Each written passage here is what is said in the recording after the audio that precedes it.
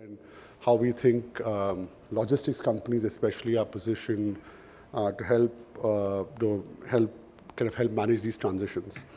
So I think if I had to phrase a little bit of what Anshuman already talked about, the last few years have been in some ways that saying from that book, The Tale of Two Cities, it has been the worst of times and the best of times.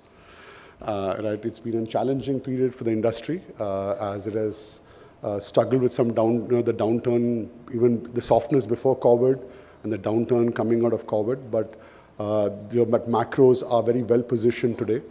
I think not just in terms of demand, but I think in terms of sentiment.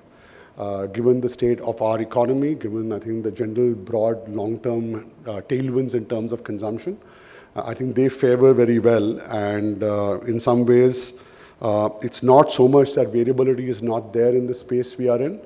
The pitch is difficult, but instead of playing on the back foot, we are now, I think, playing on the front foot. And that's, I think, the big difference in the last 12 to 18 months. And that said, it doesn't mean that challenges don't exist. I think challenges do exist across the board. For one, we live in an era of digitization, mass customization. Customer requirements are changing significantly, and if you're an OEM, you have to deal with that, those changes, and that obviously flows back through the entire supply chain across the board. Beyond the construct of just decarbonization and the shift away from ICE, I think on an operating level, emissions changes across the world do place significant pressure on product categories, product life cycles, and how companies have to deal with that. Global supply chains are still extremely fragile. I think Anshuman talked about the recent example of the Red Sea, but I think that's more across the board. I think supply chains are still very fragile. Immediately after COVID, as supply chain performance increased, I think a lot of people started destocking their supply chains, but now people are restocking back. They're destocking and restocking, and that creates significant variability across our ability to forecast how well we can provide service. And of course, the big gorilla in the ring, of course, is the transition to electric vehicles, which no one knows perfectly what will happen. We had an interesting conversation today before we started whether the future is hybrid, the future is hydrogen, the future is electric. Probably the reality is the future is all of them in some form or shape and some time. And therefore, there is a broader challenge of capital allocation, cost efficiency, and how do you actually manage through these transitions. And these changes are very real. These challenges are very real for everyone in the industry, including, I think, for all of you. And therefore, in some ways, the themes which are articulated for this year's event, I think, are very timely and they're well structured because I think they kind of come together in some form in those three kind of areas, which hopefully all of us will spend the better part of today talking. It's also good to see so many old faces from the industry and some new faces as well. And I think that change and continuity probably is a positive sign. So as we look forward, for us, I think the biggest, as a logistics company, I think we feel the biggest shift is, from a supply chain perspective, the focus for many years has been around cost to serve. Most companies, I think, have really focused their supply chain on saying, how do I try my best to perfectly define demand and then try to reduce the cost at which I can serve that demand in the most effective way. That has changed a lot. And some of the things around the themes that you talk about, agility, resilience, I think all of those really come out because today the cost to win is far more important than the cost to serve. Right? There's no point in minimizing your cost if you're not going to win in the marketplace. In a world where product life cycles are shrinking, technology is changing rapidly, the cost to win is extremely important. So as we look to the future, I think there are 4 or 5 things which we definitely see. Obviously, the factory of the future and the supply chain of the future will change in some measure or in great measure because of the shift towards electric and the transition which that will happen, because it's not going to be a kill switch. It's going to be multiple supply chains coexisting through a period of time. And that means for all of us in the supply chain industry, we'll be at the heart of that transition. Decarbonization and sustainability is extremely important. It now becomes the single yardstick which is there in the background of most conversations. Whether we are ready to put our money where our mouth is a very big question. because I think for all of us who serve into the industry, we still have the challenges of being cost efficient, of being, of delivering effectively. Those supply chains are getting more layered as the need for efficiency is getting more differentiated across the board. And obviously, agility and focus becomes really important. It's something which I think we talk about always in the context of resilience alone, in terms of being able to respond. But agility is also a big opportunity to win. Right? It's something which allows you to launch products faster, serve customers better. We work very closely with in our group with some products which have several months of supply lead times. And I know what is the operating challenge that it creates to my colleagues in the auto and farm sector in terms of ensuring that we are able to predict demand, manage it very well. And the last, I think, largest challenge, which we'll not talk too much about today, I think, but will remain a challenge, I think, for the supply chain industry is talent. Talent is going to be a dominant challenge in the future. Getting great, exceptional talent into this space is going to be a really important thing. And but we are not talking about that today. I think most other areas actually hopefully lend themselves to very rich conversation, and hopefully it'll be conversation which I think we'll benefit from in the sessions today.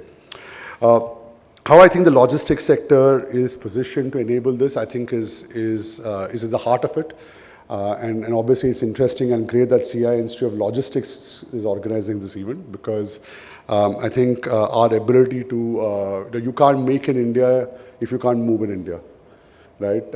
And that's really important. And therefore, there is a very, very key role to play.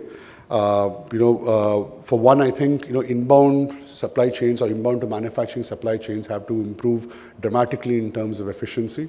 I know, for example, in Mahindra Logistics, we are working with customers to put in like dedicated virtual networks for customers, which can move, dramatically reduce lead time to clients, shrink inventory, and kind of turn around material much faster and deliver up to 15 to 16% cost reduction on inbound to manufacturing supply chains.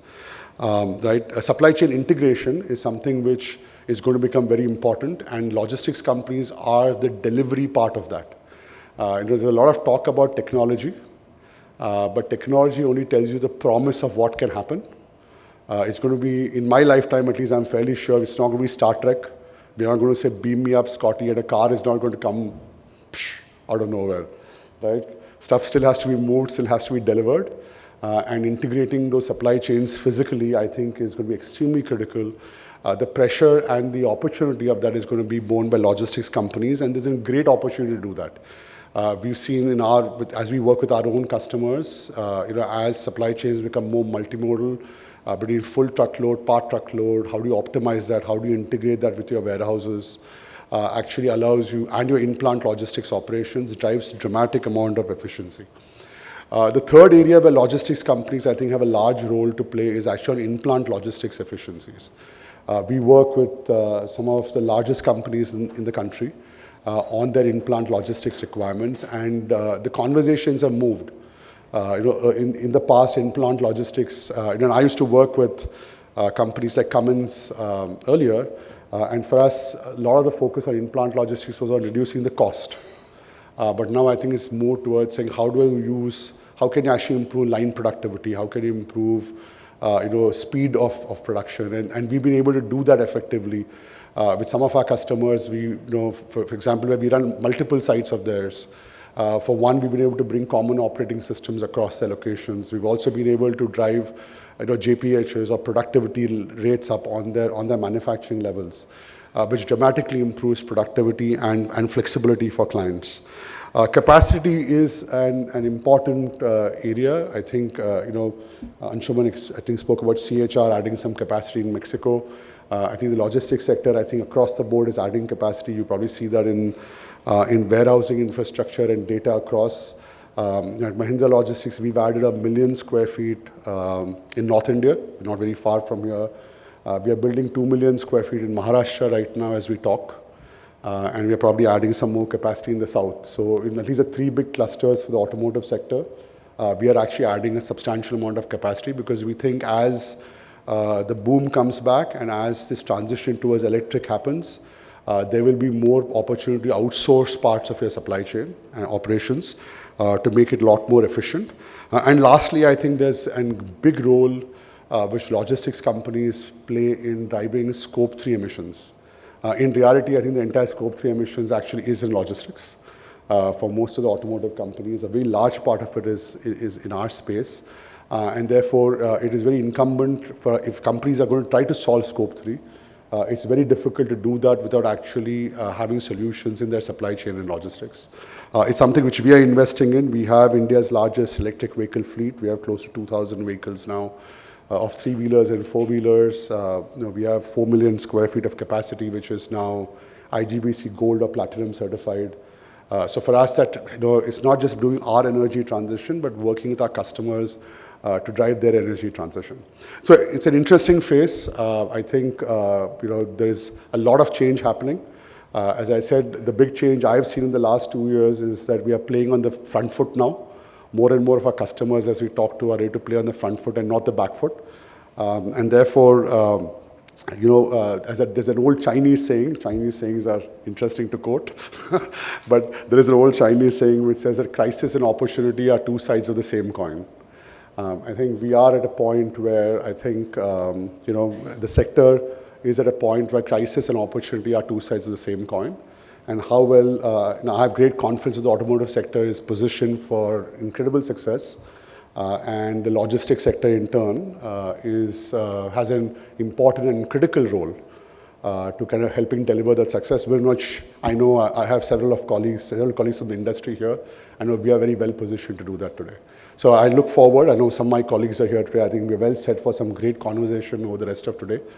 Thank you for the opportunity, CII, to be here. Thank you.